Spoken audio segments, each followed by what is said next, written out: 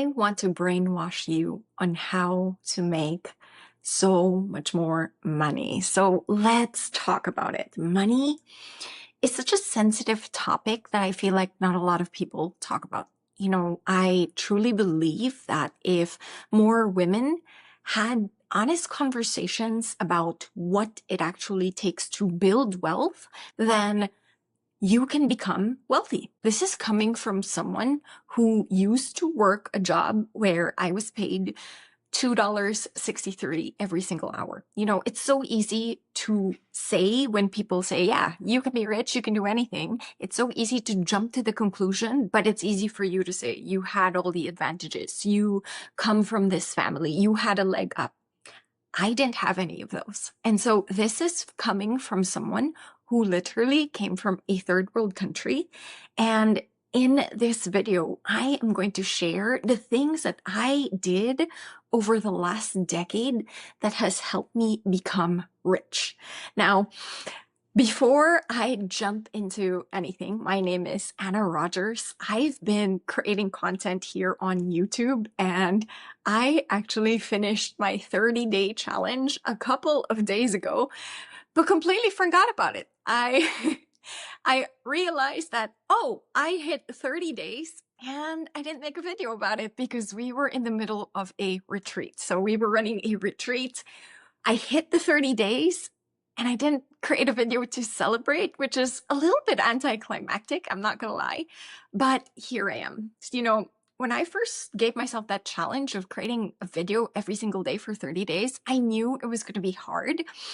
In fact, I think the last video that I posted was just like, I don't really want to post this.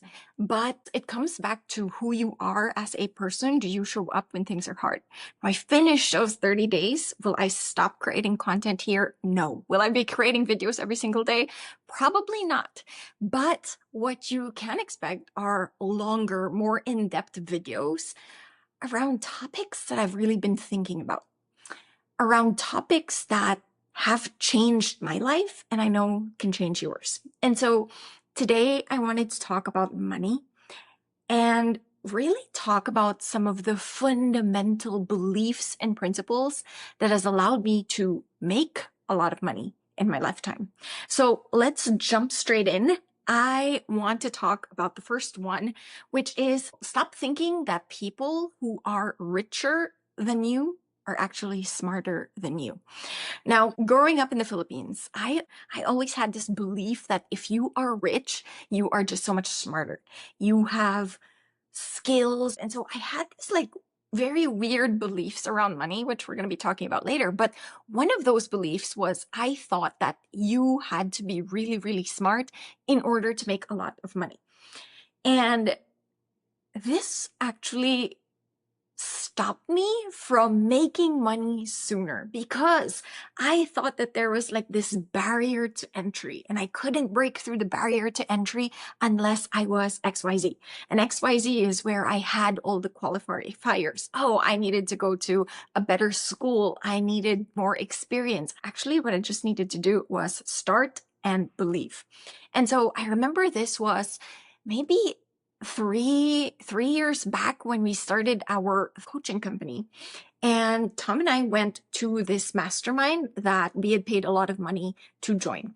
I think it was $25,000 and we flew to London. We were in this room and it was a room full of bros. And they were all like, this is what I do and this is what I do. And one guy was just like, yeah, I can't seem to get past $200,000 a month. And I remember just sitting there listening, and I was like, this is incredible money that they're talking about. I remember just sitting there going, huh.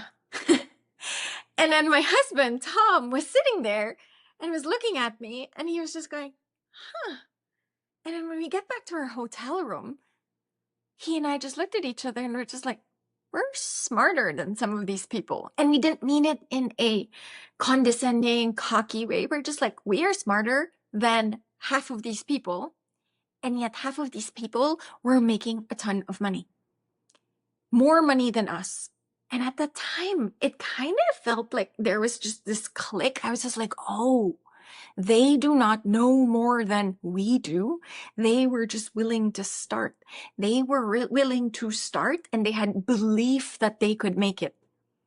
And so that provided this big shift, because a lot of the times we think that, let's say in business, in the coaching industry, you look at people who are ahead of you and you think they're making more money than me because they know more, they're smarter. But actually, they're making more money than you because they just claimed it. They made a decision, they're going for it, and they are just putting in the reps.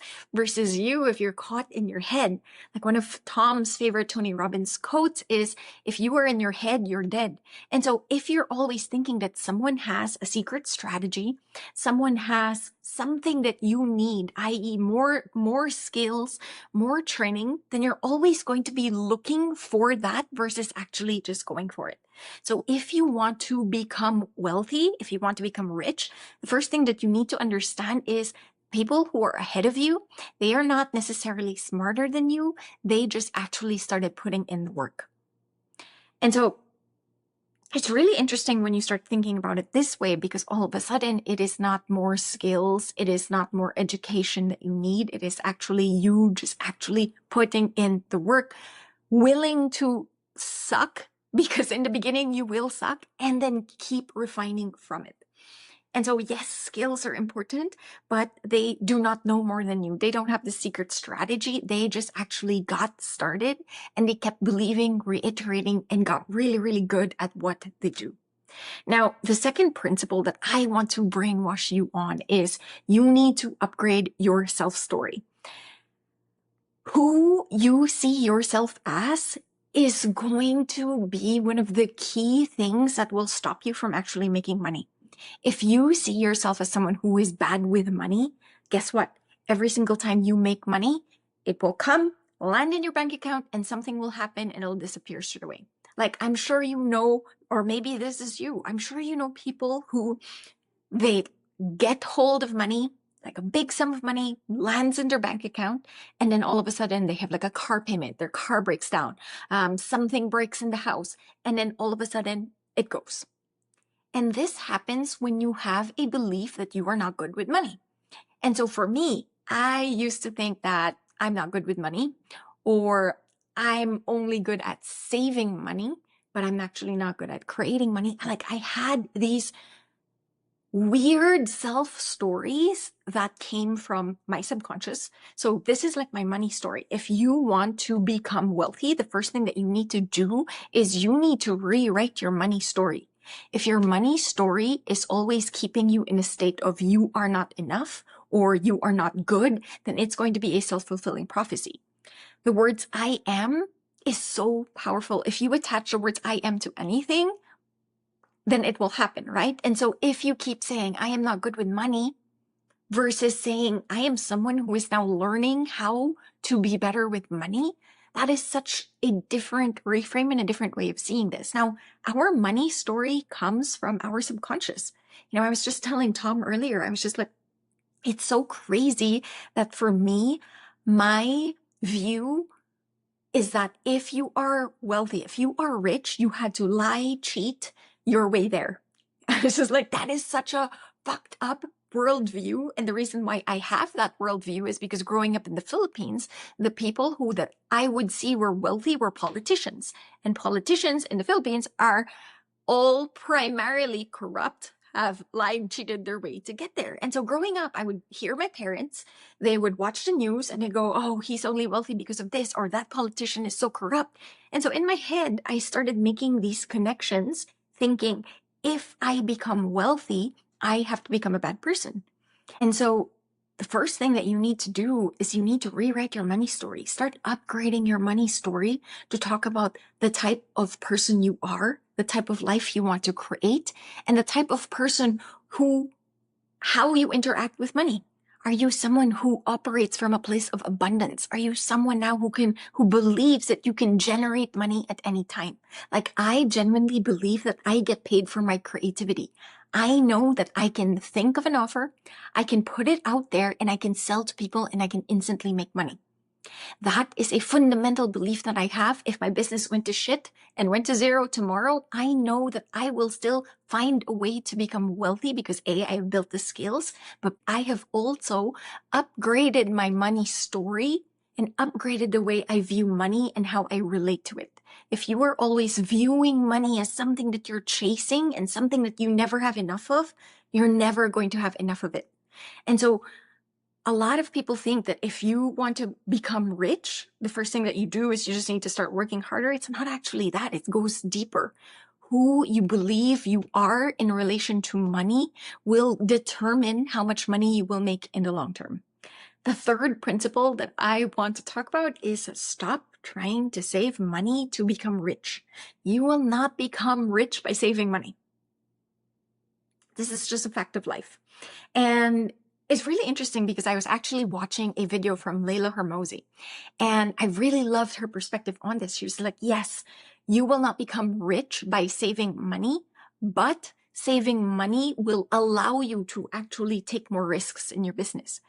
And in the beginning stages, when we started our first companies, we were making money, but we always had this fear that A, we would lose it all, or B, that we would run out.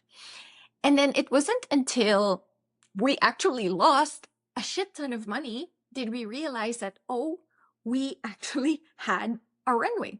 And so Tom and I are, yes, we're risky when it comes to investing in ourselves and businesses, but it's not really a risk because you can never lose if you're investing in yourself.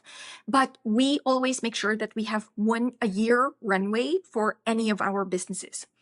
And this is something that we've learned the hard way because when COVID happened, we were running a travel business, which plummeted and lost its income and traffic source 90% overnight.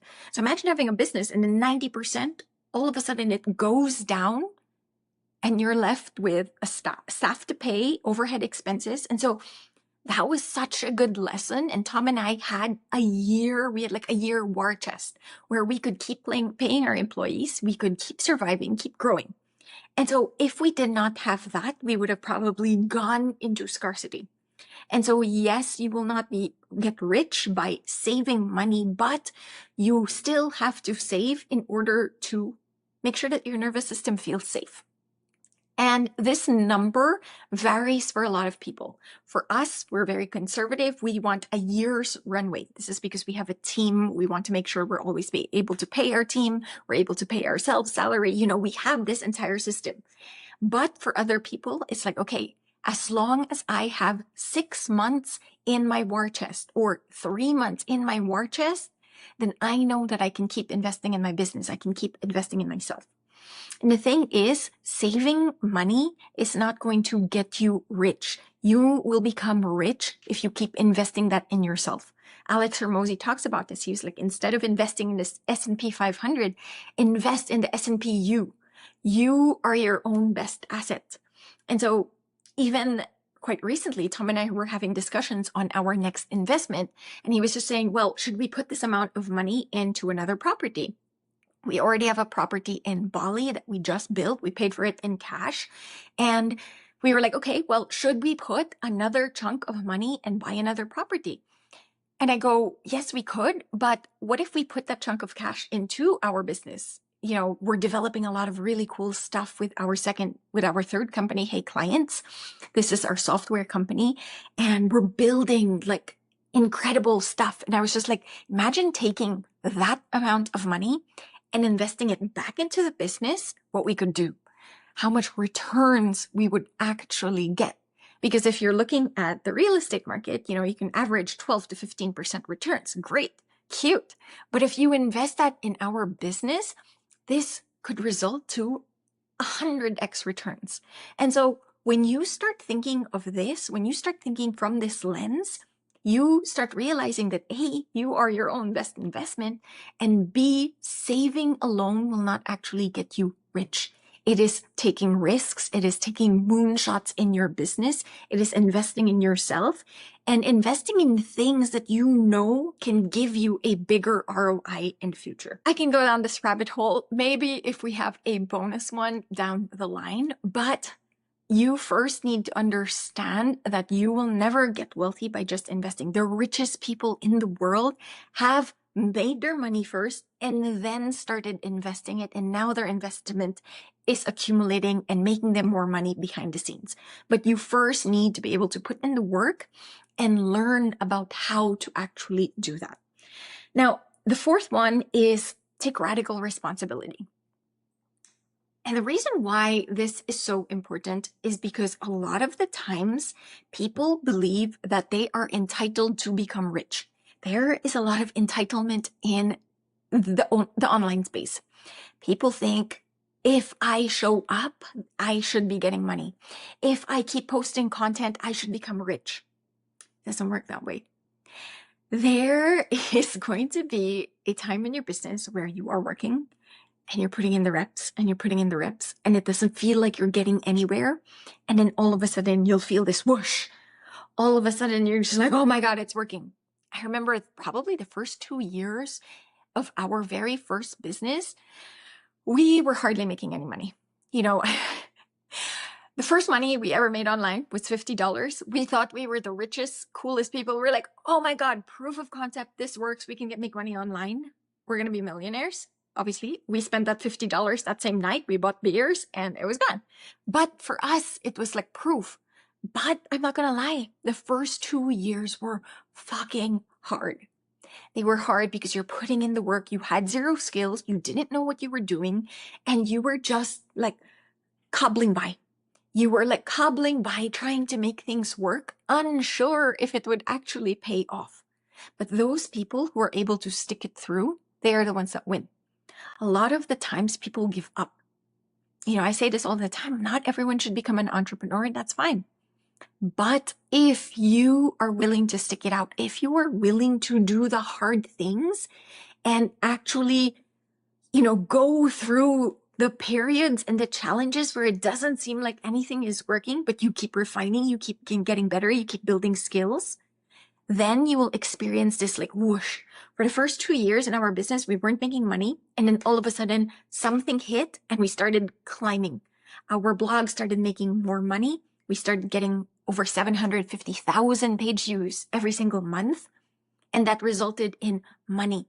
That resulted in, like, I remember our first $10,000 month, $12,000 months, $20,000 months just from our blog. And people think, whoa, you're so lucky. You were able to grow that really fast. I'm like, yes, but actually no, because we put in the work. And so from that, we were able to launch our second company, which then grew exponentially, and we grew to making $1.8 million in 18 months. But that was because we went through years of shit, years of figuring things out, years of trial and error. I remember one of our first master classes, we did the master class. We were so excited, and no one bought. And then the second master class, it was the exact same thing. Did the master class, worked so hard, invited everyone we knew, no one bought. And then finally something starts clicking and then it goes whoosh. But a lot of the times people give up before the whoosh. They stop putting in the reps and then they wonder why it's not working. You need to put in the reps and be so committed at getting good at what you do. And then you will start making the money. But you have to be willing to suck in the first beginning, in the first, I don't know, it's not even months. It's not even, it could be years. Like I remember Cody Sanchez, she was just like, I just remember for years, I was making no money and all of a sudden I'll make a shit ton of money. And she was like, and then everyone's just like, oh my God, how did you do it? And she was just like, I stuck through the hard parts. And so it's exactly the same. You need to take radical responsibility that this is the life that you want. And you need to take radical responsibility and say, I am willing to suck and keep sucking for an infinite number of years until I master my craft, until I learn new skills, until I get better at what I do. And then you're going to start making more money. But it's that radical responsibility and not just saying, well, it's not for me. It's not working. You know, I put in all the work. I posted the content every single day. I'm like, okay, but what else? Were you hungry? Were you driven? Did you actually want it? Did you actually put in the work? Or are you just doing the bare minimum and hoping that it would work? And so there's so many questions that this brings up, but I really want you to start thinking about that. Now, the fifth thing that I really want to emphasize if you want to become rich is you need to detach your self-worth from your net worth. And for the longest time, I associated how good I felt about myself in proportion to how much money I made. If I was making a shit ton of money, I'm like, yeah, I feel amazing. I feel like I'm on top of the world. And then the moment I lose it, I feel like shit. And then I realized that I am never going to become rich if I am constantly attaching my self-worth to something external, like money. Money is simply a tool that allows you to create a better life, but it does not define how good you are. It does not define how successful you are at what you do. It is a metric. It is an outside metric. The more money you make, that means that yes, people know that you are amazing at what you do, but it does not actually define who you are as a person. And it took losing a lot of money to figure out this problem. You know, when we started investing in crypto way back in 2018, we ended up losing a lot of money because the company that we invested in went down. It went down, went bust, and we lost a shit ton of money in 4 hours like that. And that's when I realized that I had linked my identity to how much I was making, to how much money I had in the bank.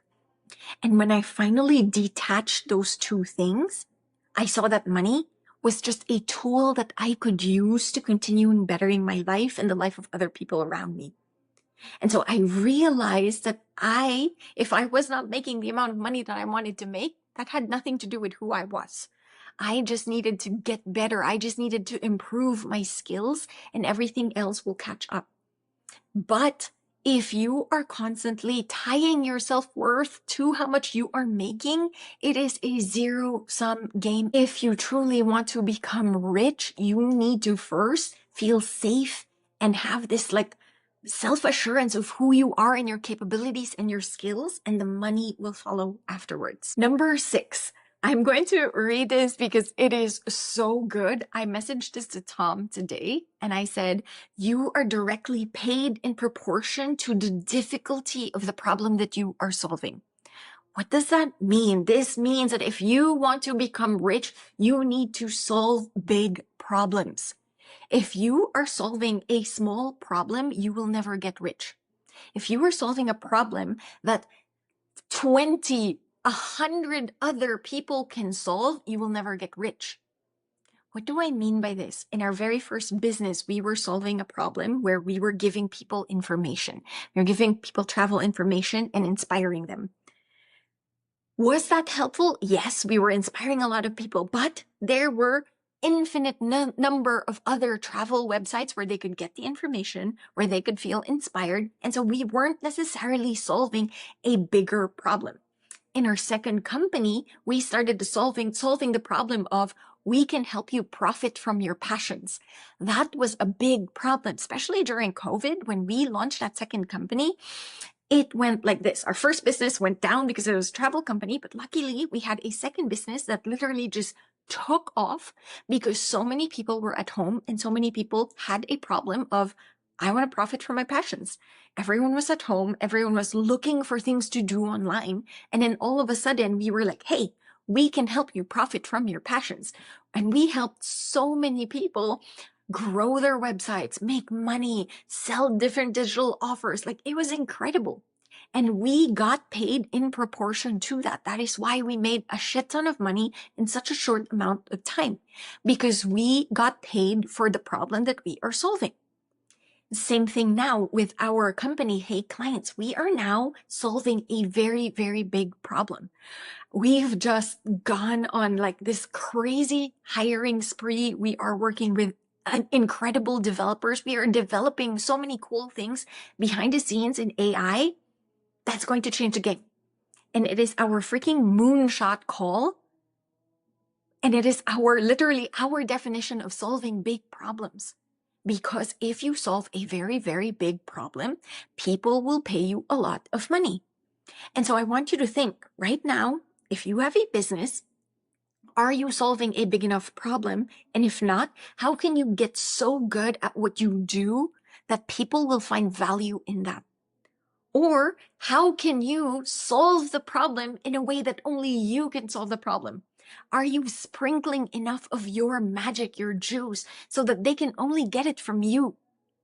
Because, for example, when I started business coaching, I was just like, I am generic. I can literally, this is a problem. It's a high value skill. And this is why my clients pay me a shit ton of money, because I can get them so much results. But I realized that if I wanted to stand out, if I wanted to solve a bigger problem, I needed to solve something that only I can pull out.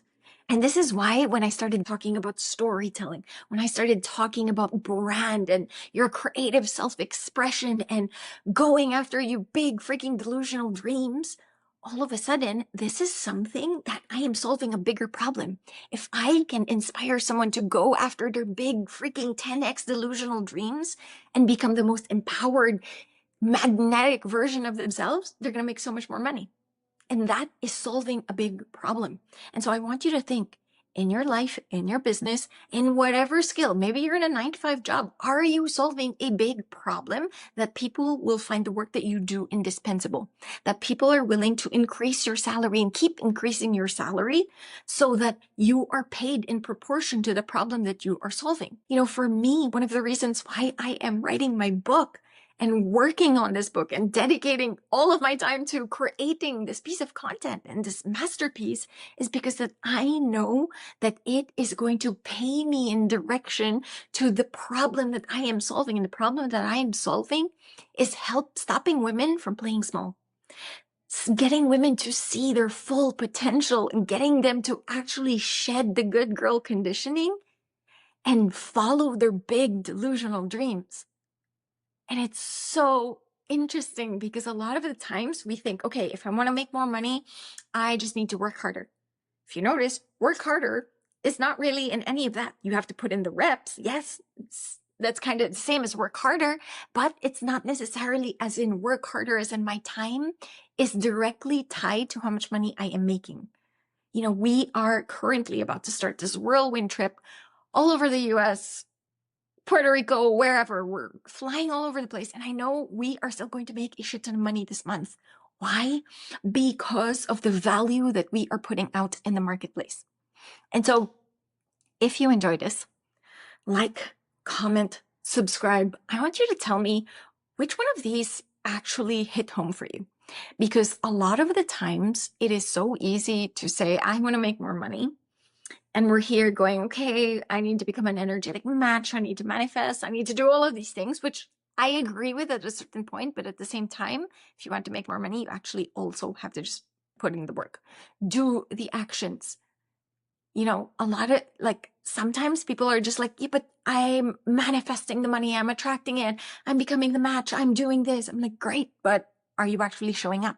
Are you actually refining your content? Are you actually studying the art of getting attention?